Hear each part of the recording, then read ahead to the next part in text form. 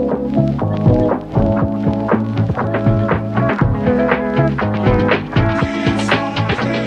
and welcome back to Jen's Addiction. I'm so glad you came back to see me today for a special episode where I showcase some records that were generously given to me through a little VCLT. I am always incredibly flattered and super grateful to anyone and everyone who brings new music my way, either physically or digitally. I do have a lot of you who have sent me some of your digital music, which I really have enjoyed listening to. Also, through links in my description, I do have an email address listed there so I can be contacted, and that's how they sent me those pieces. But just so much fun. And I have to say, like, bravo to everyone out there creating their own music. It is so enviable to be able to watch someone take something from, lyrics and idea all the way up through and create something amazing and put it out into the world. And I really appreciate it. I love seeing it. So thank you to everyone who makes music. It's just kind of what makes the world go around. It's our favorite thing, right? So I have some that I really want to showcase. I do have some notes. As I've said before, usually this is just kind of my impressions and my feelings. I don't think I have a reviewer's vocabulary, but I do have a listener's enthusiasm. So sometimes I'll compare these to other things maybe that I'm familiar listening to. I have been trying to post music throughout my videos. It's kind of been an on again, off again battle. Many of you have given me wonderful tips and suggestions. I don't understand why I keep getting slammed with YouTube restrictions. They'll cut me off. They'll make it so I can play it, but parts of the country or the world don't get to see it. Other parts do. It's just, and I want everybody to be able to see it. So if I can't play something through a clip here on the channel, I do still have my Jen's Addiction Spotify page, and I do try to post songs on that. You should be able to search by artist in that list and pull things up too. I will definitely try to see if I can make this happen. But the good news is most of the bands, if not all of them that I'm showcasing today, can be found on Spotify. So you always can have, not Spotify, scratch that, Bandcamp. So you always can have a chance on Bandcamp to sample the work, listen before you buy. Everything usually is available as a digital download. A few of the physical pieces that I have to show might be sold out at the time of this particular filming. So I just want to let everybody know that. But, again, just thank you so much to everyone who has been generous to send me these wonderful gifts of music. I so appreciate it. And also, if you haven't hit like and subscribe, I just really quick want to make a plug. Please do so. It makes a big difference for my channel. I really appreciate it. And as always, I know I don't have to encourage you guys to comment because you do such a great job, but please comment because I love hearing comments. We have such wonderful dialogue. So I will jump into this. So again, just very first impressions. And this one is by First Boy on the Moon. So David Pedroza. Many of you have probably already seen this reviewed on other channels. I know Steve Carlson had it up. I think it's been on Rachel's Ghost. Like, so many people have loved his record, and I am no exception. So thank you, David, for thinking of me and sending this my way. He did send a copy of this record. This is his newest one. It came out in 2026. And first, let me say how much I appreciate, before we even get into the music, the packaging on his pieces. They're dynamic. They're beautifully done. He will state on there, he doesn't have a big budget. He's doing it all himself. That is a wonderful insert. He did colored vinyl with the matching labels that correspond to the cover. It's one of my favorites, Divine. If you've never listened to Divine's music, I would suggest so. It is a treat. Love Divine's movies with John Waters. So very iconic image right out of the gate. If you go to First Boy on the Moon on Bandcamp, you'll get to see the other albums that he has produced, self-produced, and they're just beautiful. They're just super, super beautiful. And I would say, too, that I feel this has a real 80s style that real spirit of the 80s, very guitar driven pop music. He has stated that he likes to make his music for the listener. So just trying his best to put music out into the world that everybody can tap into and relate to. I just think he does a great job. It's a ton of fun. We've dropped the needle on this one a million times. We've just been listening and listening to it. And then you kind of go back and revisit it later if you haven't listened to it in a while. I'll hold that closer so you can see the track list. And you just don't really miss a beat. I don't know how to describe it. I guess I would say, it's kind of comfortable, like, a warm blanket out of the closet. Like, it's really familiar. It has a great sound to it, a very familiar sound. It's catchy. I just really enjoyed it, but the visuals are stunning. And I really appreciate that he takes the time. He really puts things together nice to talk about his work and his projects. And he just puts a lot of love and care into this. So I'm sure, like I said, some of you probably have heard others speak about his record, but I too find it to be super enjoyable. I am so lucky to have a copy. I really could not be more thrilled. So David, thank you again for thinking about me. If you like that 80s catchy guitar keyboard quality, you will love this record. Of course, Single Mothers is the starting track to this album. Right out of the gate, it's just a lot of fun, easy, wonderful lyrically. You can really hear what he is saying and conveying, and I appreciate that. That Ship Has Sailed, I really, really like. Doomsday Twist and That a Boy are others on here that I continue to go back and replay. So I really love that. And then he also was generous enough to send me a copy of his single. It's for Sophia. Again, another pop rock record. Again, very well put together. So pretty. So, he mentions again, he didn't have like a big budget or anything. And I'm sure some of you have shown this one before, but I have to say, like, I wouldn't know that. Like, he puts so much care into it. This is a fun little record. So there is the 45 on one side and on the other. And I love this record. There is a quality to it, kind of the driving underlying beat and rhythm to this reminds me of something you might hear in the Yeah Yeah Yeahs. So I really, really like this one. This was a great surprise. And I definitely will be checking some more things out. I can't wait to hear other things. Like I said, pulling it up on Bandcamp, you get to sample some of David's work, or as he's known, First Boy on the Moon, but just knockout stuff. Just so well put together, so thought out and thought through. And I just super appreciate that. So beautiful, beautiful pieces. First Boy on the Moon, this is Demons. And this is a 45 for Sophia and Fast Machine. So my first little VCLT. So thank you again so much. I love that so much. It was such a fun surprise to get in the mail. And I guess I wasn't putting two and two together. And so when I opened that up and I was like, oh my God, because I saw Steve Carlson give a review and I really, really liked it. So this next one's been a long time coming. Tim, forgive me. So Tim Humphrey at Rediscovery Records sent me some wonderful pieces. I have done Rediscovery Records pieces before. Tim also has a channel called Electric Cafe. He reviews records. He does producing. Rediscovery Records is kind of his baby. So he's really about taking, and I don't want to miss this quote, lesser known music from the past and bringing it back into the present. So you will see music styles, things that were maybe released 20, 30 years ago, like 90s. And then he'll get a chance to re-release that and bring it to a whole new audience. So I first discovered Rediscovery Records when I purchased my Unit 21 CD, which I had showcased some music on that before.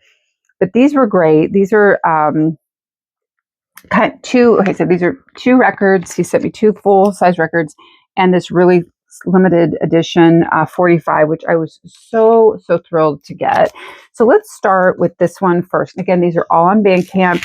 You can find Rediscovery Records. It's like RE and the little colon and Discovery. And I will have links to everything below. So hopefully you guys can find it a little bit easier. And let me say again, right off the top, like I super appreciate the time and energy that he's put into preparing these records. So this is one from a band or a musician rather. This is called Strike, Stryke. This is Introspection Trilogy 1994 to 2022.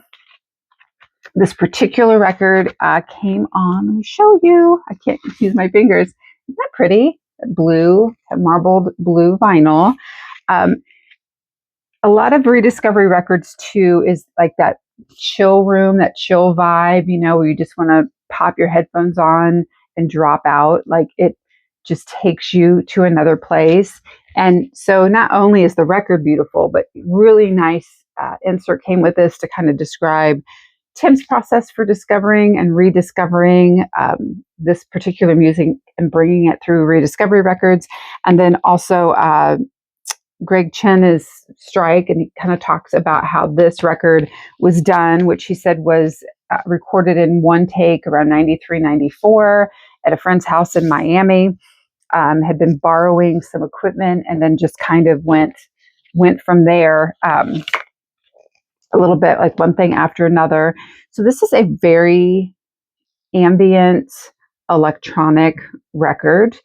It has a real flow to it and kind of a lush vibe, and it's very easy to listen to.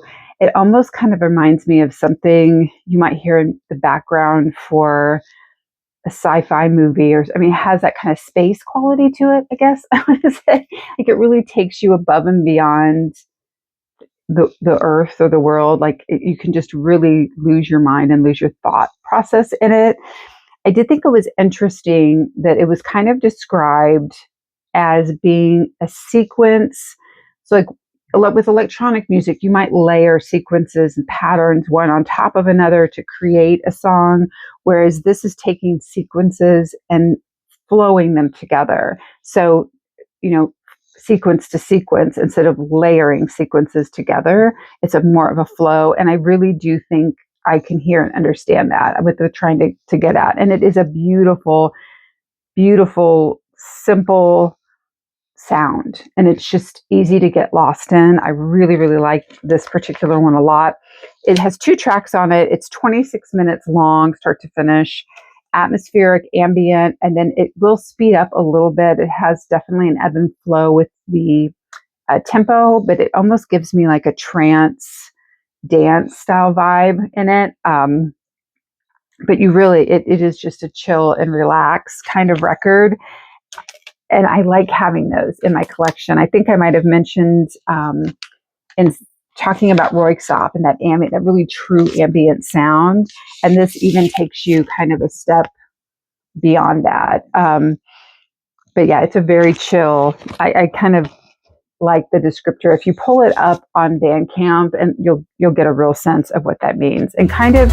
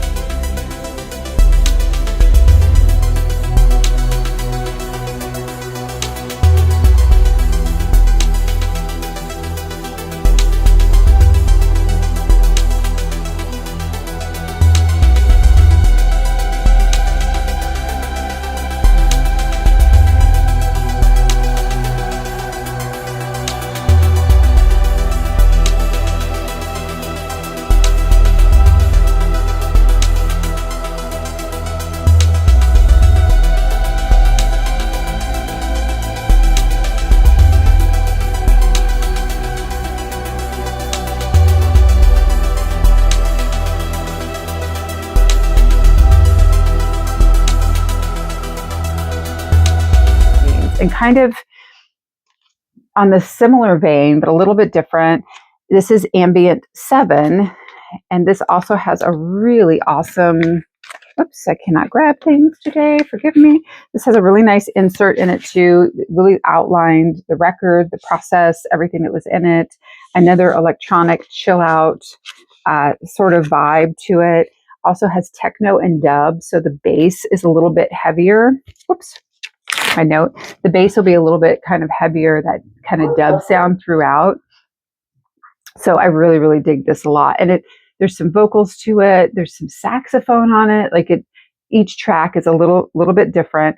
And I think this one has 5 tracks on it total on this particular album.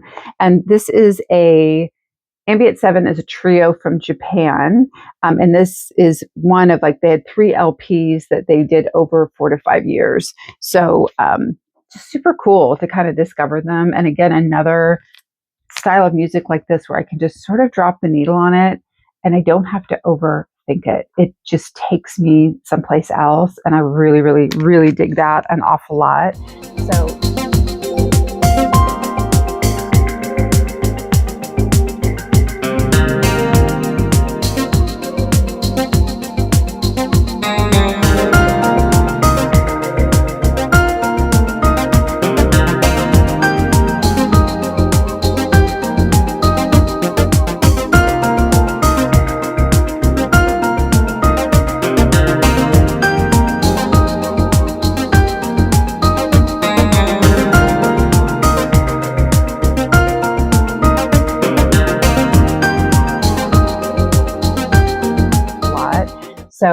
Tim had said he hoped I would like him, or he thought maybe it'd be something I would be interested in. Yes, very much so. They were so good.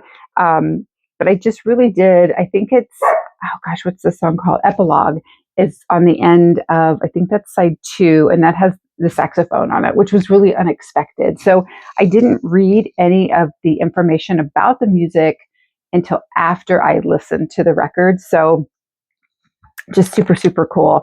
And this particular little number here, this was a limited edition to 345. It is made by Martin Vander. Okay, I'm gonna pronounce this really wrong. Martin Vander Vleuten. It's a reimagination of A Forest and Level Terrace Apart.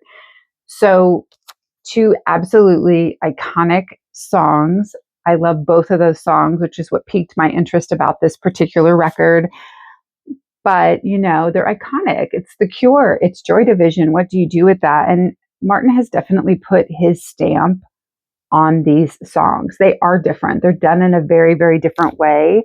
So with Level Terrace Apart, you are getting a really... Okay, so I'm going to have to try to describe. So it's a very light, ambient, electronic mixed with piano and his very dreamy, whispery vocals. And he does make it his own. And you do know that you're listening to a Joy Division song, but there is something intrinsically different about it. And I think there's also a point in the song to the end where it does kind of speed up a little bit and you get a little bit of a faster, more rhythmic take. But it is a very ethereal sounding song. Very, very different.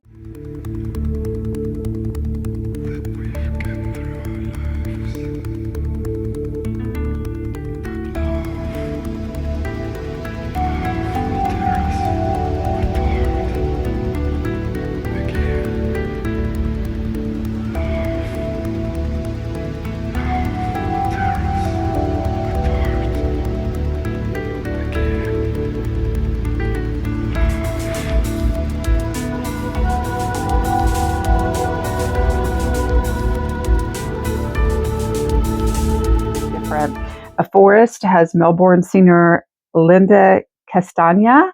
It is an electronic, ambient, kind of an echo to a whisper sounding vocal on this song. There is a tension to it. So there is a section in the description where Tim says that the original song has a very eerie tension. And I do think it is still captured kind of a real, maybe even a darker quality, whereas Joy Division's was more raw and rugged. This is a much cleaner, easy listening experience. But she does the singing, Martin does the direction and the music on this particular one. It was kind of a fun side note. I also saw that they do have a video. Again, I'll try to link all these things below. They do a video for Level Terrace Apart. And Unit 21 is the editor for that, which is Tobias Gronville. So if you like to check out some of the editing work, I think Martin does the video recording and then Unit 21 did the editing. So super fun, a full circle kind of moment. But boy, awesome, very cool to have in my collection.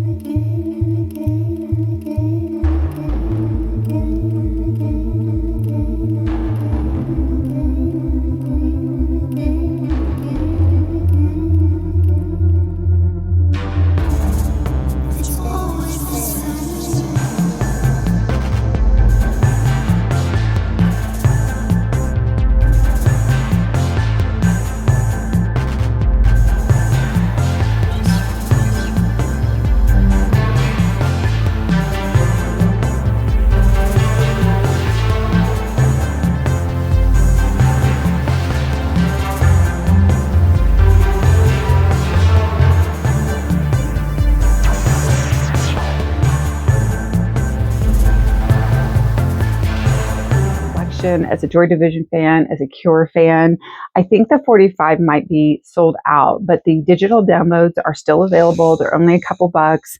I would really encourage anybody who loves both of those songs to take a listen. It is quite an experience. It's very, very different.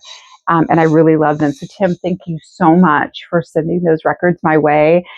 I'm sorry it's been a hot minute since I've been able to do the reviews and to kind of display all of this really in general. I want to be thoughtful when I listen to these records. I don't want to just slam them on and slam them off and just quickly talk about them.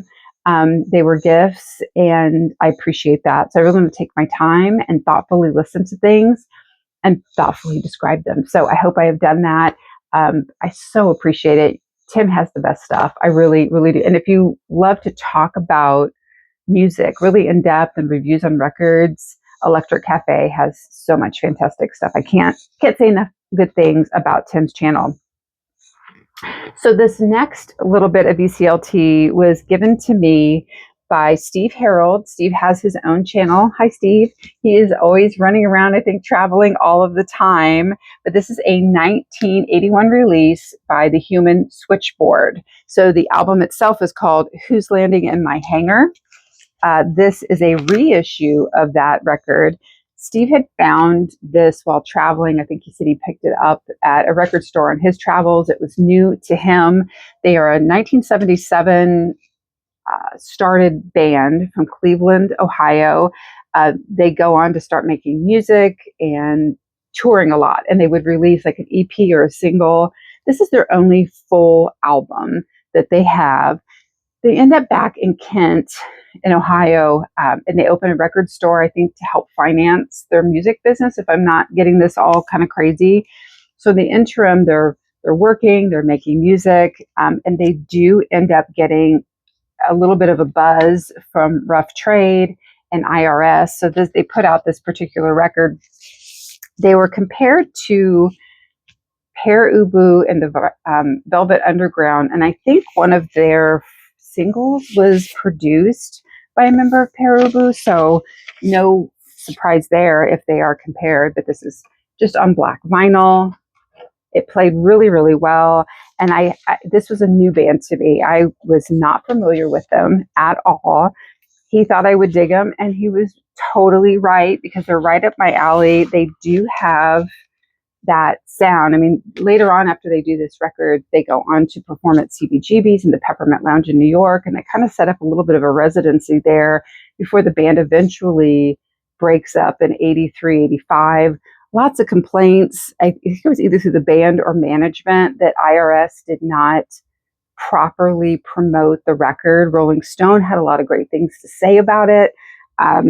So, I mean, I think it had some momentum potential, but it just never took off. So you've got Ron Metz on drums and percussion, Myrna Markarian is on like an organ, piano, and vocals. And then Robert Pfeiffer is also a vocalist and guitarist. I think Robert goes on to also record some single records later on his own.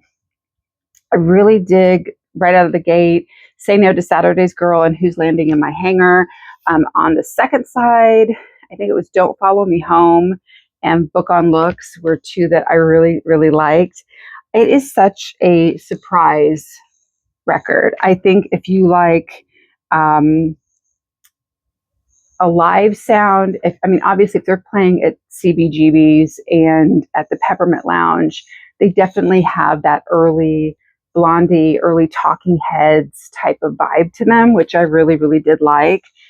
I thought they had that very guitar driven garage band sound. And I would say that it had that raw live quality to it, but done very smoothly, if that makes sense, which I really love. And I attribute in part because up to making this record for 3 to 4 years, they were constantly on tour, constantly doing things. So I think their live performances and that ability to play live is pretty ingrained in them as performers. Sorry, that's so shiny. This one is super shiny. Just super good. Steve, thank you so much. I would have never have known about Human Switchboard. It was fun to discover them. It was fun to learn about them. Pop, rock, new wave, a little gritty in parts, but man, just a ton of fun. And I really enjoyed that particular selection. So thank you very much. And you can always check out Steve's channel too. He always reviews some fun and interesting things. And I wanted to show this. So I guess whoever gets to do this first, Human Switchboard, Who's Landing My Hanger. This was a download, a digital copy. So if anybody wants to take this and use it, I think I saw our friend Steve Carlson hold one of these up one day. So I'm going to hold this up. First come, first serve. I have not claimed my digital download, but somebody else can get a little VCLT on me via Steve. So there you go. So good luck to whoever gets that particular digital download. The next one I got, these next couple of records came from Baraka P-Dub, Paul, part of the Vinyl Bunch. He really thought I would dig these, and I do. This is Moderator, not Moderate, but Moderator, an older album. This is a 2021 record. I don't even know if this is made anymore. It is on Spotify. I think you can find their records through Bandcamp. Electronic, hip hop, down tempo. Reminds me a little bit of Massive Attack, maybe. That might be a good comparison. He thought I would dig it because they do outtakes and mixes in sounds from like old movies, horror movies. It has just a really neat quality. Parts of it almost sound like it could be in a Quentin Tarantino movie. Like just very bizarre, but in the best way. Again, electronic, that down tempo dub, just hip hop style, just super good, very, very good. So Paul nailed it with this one. Such a win. I really recommend this one too. Fun stuff I had not been familiar with. Another one that I really, really dug. This is Ghost Woman. So this is an older record. I can't remember. 2022. So this came out in 2022. This has a garage rock feel to it. A lot of reverb on the guitar, echoey on the singing. The song 3 Weeks Straight and Street Meat are my favorite ones off this particular record. It has that White Stripes kind of sensibility to it. It also reminds me a lot of like a Chris Isaacs. I mean, it's not country sounding either, but I would say it has that 60s, 70s rock sound that also, I think they're pulling from influences from different styles of music. And I can hear a little bit lyrically and in the patterns maybe of like a rock country kind of thread that kind of goes through there. But it's elevated above it. It's just, I don't know, it's cool. It's just really cool. This is the only album of Ghost Woman that I'm aware of that I have listened to. If any of you have heard any others and can recommend where I go from here, please let me know. But I really, really enjoyed it. I thought this was a really cool record. There's your song lists. Just a ton of fun and a nice surprise. So another great recommendation. And the final one I wanted to mention today also came from Paul. This is Hannah Vu. This particular record of Hannah's came out in, let's see here, 2024. This is called Romanticism. Hannah is younger artist. There's the inside of that. So we are borrowing historical images from Artemisia Gentileschi, a famous Italian woman artist. So there is the back cover. Apparently Hannah has, I guess it's Hannah, Hana, has been active in the music scene in Los Angeles since she was 14. She's older now. One of the songs on the record is called 22. This is definitely an indie alternative rock record, synth pop guitar, coming of age, and really sings about her emotions and digging deep into expressions of sadness and kind of addressing those particular issues. So I do think it's interesting that this is Artemisia Gentileschi interpretation of her painting, which was Judith beheading Holofernes. So in that particular painting, and I think if you use that as a metaphor for her record, it's about youthfulness, defiance, empowerment, and that raw trauma and transition that you can experience in your youth. She has a song on here called 22, where she talks about being old, but being young. I think there's a real paradox in trying to figure those things out for herself lyrically.